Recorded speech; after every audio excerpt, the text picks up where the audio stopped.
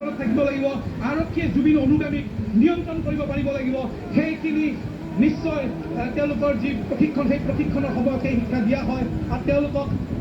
জটিল পৰিস্থিতি নিয়ন্ত্ৰণৰ কাৰণে যি ধৰণৰ ব্যৱস্থা দিব লাগে যি ধৰণৰ তেওঁলোকক ব্যৱস্থা গ্ৰহণ কৰিব লাগে সেই ব্যৱস্থা গ্ৰহণ কৰাৰ তেওঁলোকক প্ৰশিক্ষণ দিয়া হয় কিন্তু আজি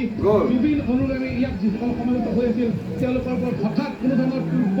ঘোষণা নোহোৱাকৈ লাঠিচাৰ্জ কৰিবলৈ উদ্যত হৈছিলে আৰু তাৰ পিছতে এইদৰে এক ভয়ংকৰ পৰিস্থিতিৰ দিশে বিমানবন্দৰৰ সন্মুখ